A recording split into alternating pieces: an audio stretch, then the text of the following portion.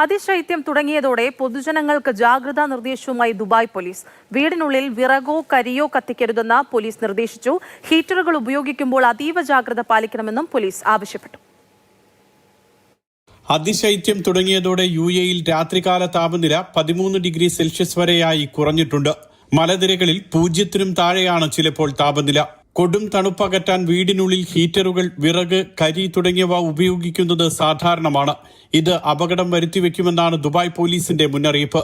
ചൂടകറ്റാൻ ഇത്തരം വസ്തുക്കൾ ഉപയോഗിക്കുന്നത് തീപിടുത്തത്തിനും ശ്വാസമുട്ടൽ പോലുള്ള ഗുരുതര രോഗങ്ങൾക്കും വഴിവെക്കും. മറ്റ് നിർദ്ദേശങ്ങൾ ഇവയാണ്: വീടിനുള്ളിൽ ശരിയായ വായു സഞ്ചാരം ഉറപ്പാക്കണം. വിറക് ഉപയോഗിക്കുന്ന ഹീറ്ററിന് സമീപം ഉറങ്ങരുത്. ക്യാമ്പിങ്ങിന് പോകുമ്പോൾ അതീവ ജാഗ്രത പാലിക്കണം. ടെന്റുകൾക്കുള്ളിൽ തീയിടരുത്.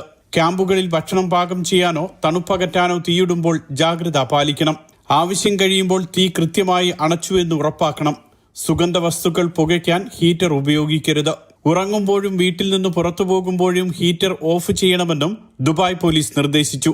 തണുപ്പകറ്റാൻ വീടിനുള്ളിൽ ഉപയോഗിക്കുന്ന കരിയിൽ നിന്നും പുക ശ്വസിച്ച് അലൈനിൽ മുൻപ് മരണം സംഭവിച്ചിരുന്നു. ഈ സാഹചര്യത്തിൽ കൂടിയാണ് പൊതുജനങ്ങളോടുള്ള ദുബായ് പോലീസിന്റെ ജാഗ്രതാ നിർദ്ദേശം.